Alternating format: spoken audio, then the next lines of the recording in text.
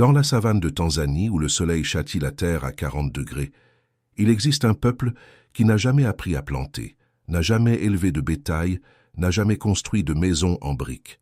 Ce sont les Hadzabe, les derniers chasseurs-cueilleurs authentiques d'Afrique de l'Est, une tribu d'environ 1300 personnes qui survit exactement comme ses ancêtres le faisaient il y a 40 000 ans. Et parmi les défis qu'ils affrontent, pour ne pas mourir de faim, il en est un qui défie toute logique. Abattre un éléphant d'Afrique de plus de 6 tonnes en utilisant uniquement des arcs, des flèches et du venin extrait de plantes. Si vous êtes passionné par les animaux sauvages et les vrais documentaires, ne quittez pas cette vidéo. Regardez jusqu'à la fin. Abonnez-vous maintenant à la chaîne et commentez d'où vous nous regardez. Pensez au décor. Un homme adulte, Hadzabe, pèse en moyenne 60 kilos. Un éléphant mâle d'Afrique de la savane peut dépasser 6900 kilos. La proportion entre prédateur et proie est d'1 pour 115. L'équivalent serait un être humain moderne, tentant de chasser une créature de la taille de 2 bus scolaires empilés, en utilisant seulement un bâton aiguisé.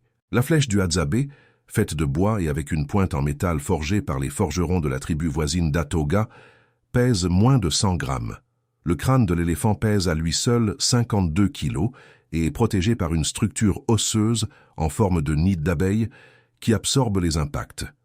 La peau de l'animal atteint 2,5 cm d'épaisseur dans certaines parties du corps. Mais les Hadzabe ne dépendent pas de la force brute. Ils dépendent de la chimie. L'histoire de cette chasse commence bien avant la confrontation avec l'animal. Elle commence sur les rives du lac Eyasi, un miroir d'eau salée qui s'étend sur 1050 km² au fond de la vallée du Rift, au sud du parc national du Serengeti. C'est un lac capricieux, qui se remplit et s'assèche selon les saisons, parfois si peu profond que les Hadzabe parviennent à le traverser à pied. À la saison sèche, l'eau se retire et laisse exposer des plaines de sel blanc qui reflètent le soleil comme du métal poli. À la saison des pluies, les flamants roses et les pélicans occupent ces rives. C'est dans cet écosystème imprévisible, entouré d'acacias tordus, de baobabs ancestraux et d'arbustes épineux, que les Hadzabe vivent depuis au moins 10 000 ans. Leur territoire traditionnel fut autrefois vaste. Il englobait plus de 6500 km² de savane, de forêts et de montagnes. Au cours des dernières décennies, cependant, des tribus pastorales voisines, des fermiers, des chasseurs sportifs et même des entrepreneurs étrangers ont pris plus de 90% de ces terres. Les Hadzabe ont été poussés dans des poches de plus en plus restreintes, forcés de rivaliser pour des ressources qui étaient autrefois abondantes. Les grands mammifères que leurs grands-parents chassaient fréquemment, comme les zèbres, les girafes, les buffles et les éléphants, sont devenus rares. Mais ils n'ont pas complètement disparu. Alors surgit le dilemme de la survie.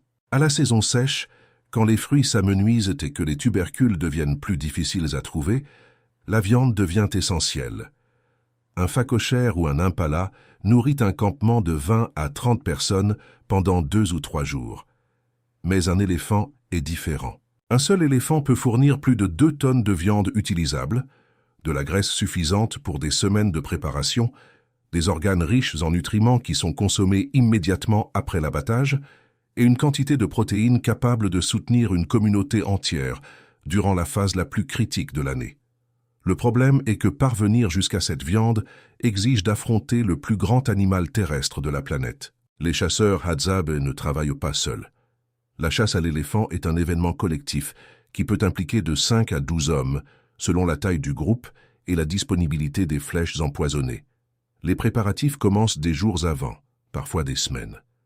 D'abord, il faut s'assurer que le venin soit prêt. Le venin le plus utilisé par les Hadzabe provient d'une plante appelée rose du désert, scientifiquement connue sous le nom d'Adenium obesum. Cette plante, avec ses fleurs roses vifs et son tronc bulbeux rempli d'eau, pousse sur les îles rocheuses proches de la rive sud-est du lac Eyasi. Les Hadzabe voyagent jusque-là spécifiquement pour récolter sa sève. La plante contient des glycosides cardiaques, des composés chimiques qui, en entrant dans la circulation sanguine d'un animal, provoquent une arythmie cardiaque, une paralysie musculaire progressive et, finalement, un arrêt cardiaque. La sève est extraite des branches et du tronc, bouillie pour concentrer sa puissance et transformée en une pâte noire et collante qui est appliquée sur les pointes des flèches. Il y a une ironie cruelle dans ce processus. Le venin qui tue l'éléphant est inoffensif pour les humains qui mangent sa viande ensuite. Les glycosides cardiaques sont détruits par la chaleur de la cuisson et ne sont pas absorbés par le système digestif lorsqu'ils sont ingérés. Ils ne fonctionnent que lorsqu'ils sont introduits directement dans le sang. Cela signifie que les Hadzabe peuvent empoisonner leurs flèches, abattre l'animal, rôtir la viande sur le feu et s'en nourrir sans aucun risque d'intoxication. C'est une sophistication biochimique développée au fil de milliers d'années d'essais et d'erreurs. Mais le venin seul ne suffit pas. Considérez la situation. Une flèche empoisonnée doit pénétrer la peau de l'éléphant, traverser la couche de graisse sous-cutanée, atteindre un vaisseau sanguin ou un muscle bien irrigué et déposer la toxine dans le flux sanguin. Si la flèche ne fait qu'égratigner la surface de la peau, le venin n'aura pas d'effet. Si elle touche une zone avec peu de flux sanguin, comme le cuir épais du dos, l'absorption sera trop lente et l'animal pourra parcourir des dizaines de kilomètres avant de ressentir le moindre symptôme. Les Hadzabe le savent. C'est pourquoi ils visent des points spécifiques. Les chasseurs expérimentés enseignent aux plus jeunes que les zones les plus vulnérables de l'éléphant sont celles où la peau est la plus fine et les vaisseaux sanguins les plus proches de la surface, la région derrière les oreilles, la partie interne des pattes avant, le côté du cou et le ventre. Toucher n'importe laquelle de ces zones augmente drastiquement les chances d'une absorption rapide du venin, mais arriver assez près pour effectuer un tir précis est un autre problème. Les éléphants d'Afrique ont un odorat extraordinaire. Leurs trompes contiennent des millions de récepteurs olfactifs, plus que tout autre mammifère jamais étudié. Ils parviennent à détecter de l'eau souterraine à des kilomètres de distance et à flairer des prédateurs avant même de les voir. Leur audition est également exceptionnelle. Leurs oreilles gigantesques, qui peuvent mesurer jusqu'à 1,80 m de long et 1,20 m de large, captent des sons à des fréquences très basses, inaudibles pour les humains, permettant une communication entre individus séparés par jusqu'à 10 km. Et leur vision, bien qu'elle ne soit pas aussi aiguisée que celle d'un félin, détecte le mouvement avec suffisamment d'efficacité pour identifier des menaces. Les Hadzabe doivent surmonter toutes ces défenses. La chasse commence normalement aux premières heures du matin, quand l'air est encore frais et que les odeurs ne se dispersent pas aussi rapidement. Les chasseurs se déplacent dans un silence absolu, pieds nus pour éviter le craquement des branches sous des sandales, communiquant uniquement par gestes. Ils suivent les traces laissées sur la terre, des empreintes qui peuvent avoir plus de 40 cm de diamètre, des tas de crottins qui indiquent le passage récent de l'animal, des branches cassées à une hauteur de 3 mètres ou plus. Des pisteurs expérimentés parviennent à déterminer non seulement la direction de l'éléphant, mais aussi sa taille approximative, son état de santé et depuis combien de temps il est passé par là. Des documents et des registres anthropologiques montrent que cette phase de pistage peut durer des heures ou même des jours entiers. Quand ils aperçoivent enfin l'éléphant, les chasseurs n'attaquent pas immédiatement. Ils observent. Ils étudient les mouvements de l'animal, identifient la direction du vent, évaluent s'il y a des petits ou des femelles protectrices à proximité. Un éléphant adulte seul est moins dangereux qu'un groupe familial mené par une matriarche. Les matriarches sont extrêmement agressives dans la défense du troupeau et peuvent organiser des attaques coordonnées contre les intrus. L'approche finale se fait contre le vent, pour que l'odeur des chasseurs n'atteigne pas l'animal. Ils rampent dans les hautes herbes sèches, profitent de la couverture des arbustes et des rochers, ne bougent que lorsque l'éléphant est distrait en train de manger ou de boire de l'eau. L'objectif est d'arriver à une distance de 20 à 30 mètres, assez près pour un tir précis, assez loin pour avoir une route de fuite au cas où l'attaque échouerait. Vient alors le tir. Les arcs Hadzabe sont faits de bois local, généralement d'un arbre appelé mutateco. Sélectionné pour sa flexibilité et sa résistance, ce sont des arcs simples, sans poulie ni mécanisme moderne, avec une force de traction qui peut atteindre 45 kg. Les chasseurs les plus forts parviennent à utiliser des arcs avec une traction allant jusqu'à 100 livres, l'équivalent de 45 kg de force nécessaire pour tirer la corde jusqu'à la position de tir. Les flèches sont soigneusement équilibrées, avec des hampes en bois lissées par les dents des chasseurs eux-mêmes et empennées avec des plumes pour stabiliser le vol. Le premier tir tue rarement. Même avec un venin puissant, même avec une visée précise, l'éléphant ne tombe pas instantanément. Ce qui se produit est le début d'une poursuite, qui peut durer de quelques heures à plusieurs jours. L'animal, blessé et avec la toxine commençant à circuler dans son système, s'enfuit. Les chasseurs suivent, gardant une distance de sécurité, observant les signes que le venin fait effet. Les premiers symptômes incluent une salivation excessive, des trébuchements occasionnels, des mouvements désordonnés. À mesure que les glycosides cardiaques interrompent l'activité électrique normale du cœur, l'éléphant commence à manifester de la faiblesse dans les pattes, des difficultés à maintenir l'équilibre, une respiration haletante. L'attente est la partie la plus difficile. Les chasseurs doivent maintenir le contact visuel ou au moins suivre les traces sans perdre la piste. Si l'éléphant meurt trop loin du campement, transporter la viande devient logistiquement impossible. S'il meurt près d'une zone fréquentée par des lions ou des hyènes, les prédateurs peuvent revendiquer la carcasse avant que les humains n'arrivent. Chaque décision durant cette phase a des conséquences pour la survie de toute la communauté. Quand l'éléphant succombe enfin, le travail ne fait que commencer. L'abattage est fait sur place en utilisant des couteaux simples en métal obtenus par des échanges avec la tribu d'Atoga, forgerons traditionnels qui vivent dans la même région. Les Hadzabe ne gaspillent rien. Le foie, considéré comme la partie la plus précieuse, est retiré en premier et consommé cru ou légèrement rôti par les chasseurs qui ont participé à l'expédition. C'est une tradition qui remonte à des générations, une façon d'honorer l'effort physique extrême que la chasse a exigé.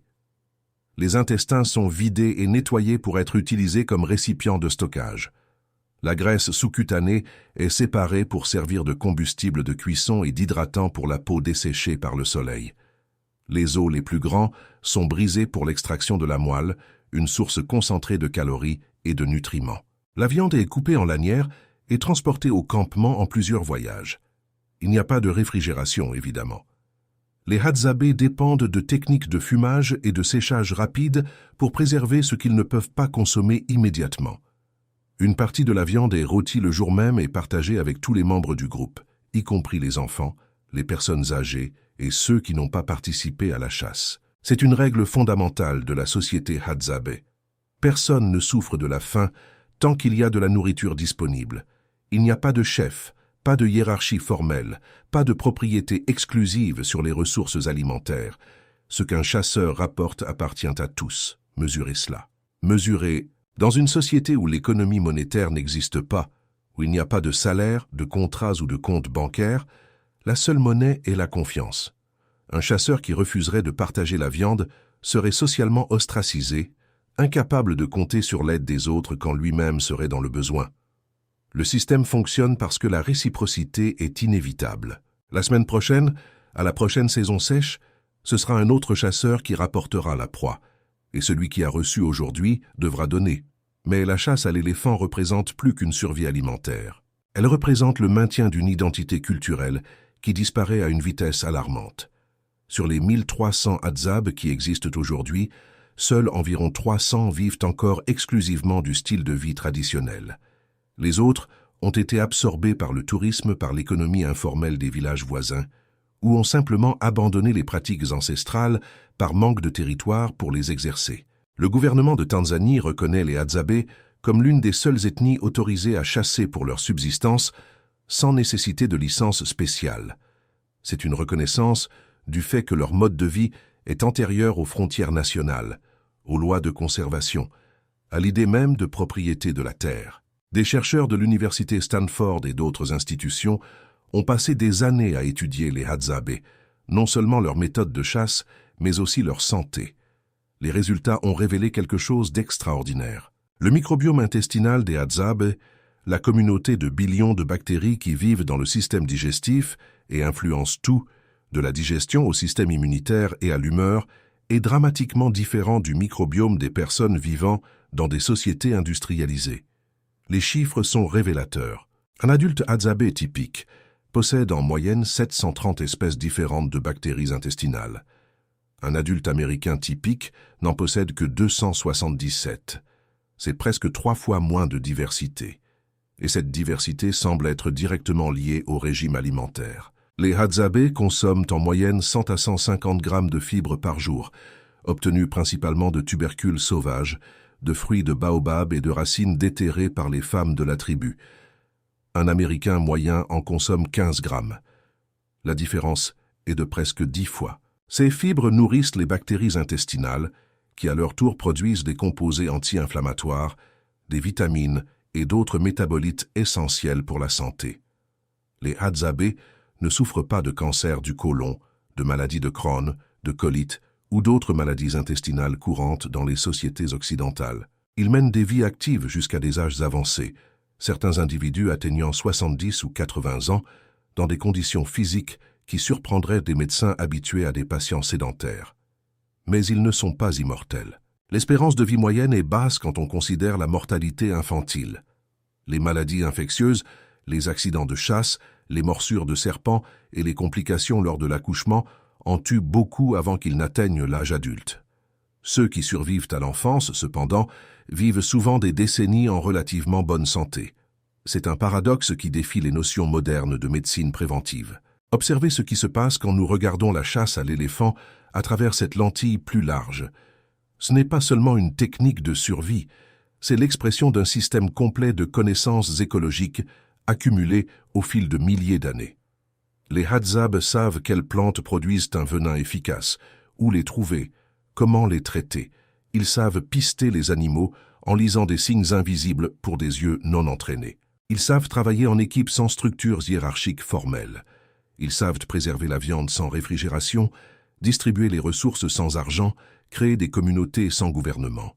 Tout cela est menacé. L'avancée des fermes et des pâturages sur le territoire hadzabe réduit la zone de chasse chaque année. Les animaux de grande taille deviennent plus rares.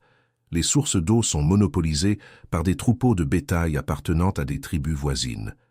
En 2007, le gouvernement local est allé jusqu'à louer 6500 km² de terre hadzabe à la famille royale d'Abu Dhabi pour qu'elle s'en serve comme réserve de chasse privée. Les hadzabe ont été expulsés, certains ont été emprisonnés pour avoir résisté. La pression internationale a forcé l'annulation de l'accord, mais le précédent a été établi. Leurs droits sur la terre sont fragiles. En 2011, une communauté de 700 hadzabe a finalement reçu des titres formels sur 20 000 hectares de territoire. C'était la première fois que le gouvernement de Tanzanie reconnaissait officiellement les droits fonciers d'une tribu minoritaire. Les hadzabe ont fêté l'événement, mais ils savaient que ce n'était qu'une fraction de ce que leurs ancêtres possédaient. La chasse à l'éléphant, dans ce contexte, n'est pas seulement de la nourriture. C'est une résistance. C'est l'affirmation qu'un mode de vie peut survivre malgré toutes les forces qui tentent de l'éliminer. Chaque fois qu'un groupe de chasseurs hadzabe abat un éléphant en utilisant des techniques transmises oralement depuis des centaines de générations, il prouve que le savoir ancestral fonctionne encore, que la chimie des plantes tue encore, que la patience l'emporte encore sur la force brute. Et c'est peut-être cela le plus impressionnant de tout. Non pas l'exploit physique d'abattre un animal de 6 tonnes avec des flèches en bois, ni la sophistication biochimique du venin, ni la logistique pour pister, poursuivre et transporter des tonnes de viande à travers la savane sans véhicule ni équipement moderne. Le plus impressionnant est la persistance. Les hadzabe auraient pu abandonner ce style de vie il y a des décennies. Ils auraient pu s'intégrer aux villages agricoles voisins, apprendre à planter du maïs, élever des chèvres, vendre de l'artisanat aux touristes. Certains l'ont fait, mais un noyau résistant continue de vivre comme ses ancêtres vivaient quand les premiers Européens sont arrivés dans la région à la fin du XIXe siècle et ont trouvé un peuple qui était déjà là depuis d'innombrables générations. Les anthropologues allemands qui ont documenté les hadzabe pour la première fois ont été stupéfaits par leur refus d'adopter l'agriculture. Des missionnaires ont tenté de les convertir au christianisme et à la vie sédentaire en 1927, 1939 et 1965. Toutes les tentatives ont échoué. Les hadzabe sont simplement retournés dans la brousse quand les missionnaires les ont laissés tranquilles. Cet entêtement a un coût. Les maladies des établissements, particulièrement celles qui affectent les enfants, en ont tué beaucoup durant les périodes où ils ont été forcés de vivre dans des villages fixes. Les hadzabe ont appris par une expérience douloureuse que leur système immunitaire était adapté à la vie nomade, non à la vie sédentaire. Les camps de réinstallation sont devenus des pièges mortels. Quand ils en avaient l'option, ils s'enfuyaient. Ils s'enfuient encore. Les groupes qui vivent le plus à l'écart des routes touristiques et des villages agricoles sont les plus traditionnels, les plus sains, les plus résistants à la pression externe. Ils continuent de se réveiller avant l'aube pour chasser, continuent de suivre les traces des animaux dans la savane, continuent d'empoisonner des flèches avec la sève d'adénium, continuent de partager la viande avec tous les membres du groupe. Et de temps en temps, quand les conditions sont favorables, quand les traces pointent dans la bonne direction, quand le vent souffle en leur faveur et que le venin est puissant, ils abattent encore des éléphants. 6 tonnes de muscles, d'os et de peau, abattus par des hommes qui pèsent moins qu'une seule de leurs pattes, en utilisant une technologie qui n'a pas changé en milliers d'années. Il est facile de romantiser cela. Il est facile de transformer les Hadzabe en symbole d'une vie plus simple, plus authentique, plus connectée à la nature. Mais la réalité est plus complexe. Ils ne vivent pas ainsi parce qu'ils ont choisi philosophiquement de rejeter la modernité. Ils vivent ainsi parce que c'est ce qui fonctionne pour eux, parce que c'est ce qu'ils savent faire, parce que c'est la seule forme d'existence qui a du sens dans l'environnement où ils sont nés. Lorsqu'on les interroge sur leur avenir, les Hadzabe les plus âgés expriment de l'inquiétude. Ils voient les jeunes attirés par les villages, par les téléphones portables, par les vêtements occidentaux, par la promesse d'une vie plus facile. Ils voient la terre rétrécir, les animaux disparaître, les sources d'eau s'assécher. Ils ne savent pas si leurs petits-enfants chasseront encore les éléphants ou si cette compétence mourra avec la génération actuelle. Mais tant qu'il y aura des Hadzabe vivant dans la brousse autour du lac Eyazi, tant qu'il y aura des chasseurs qui connaissent les secrets du venin et les habitudes des animaux, tant qu'il y aura des communautés qui partagent tout et ne possèdent rien, la chasse à l'éléphant continuera d'être possible, non comme un spectacle pour touristes, non comme une curiosité anthropologique, mais comme une nécessité, comme une tradition, comme la preuve que les humains, quand ils le doivent, sont capables de prouesses qui semblent impossibles. 6 tonnes, des flèches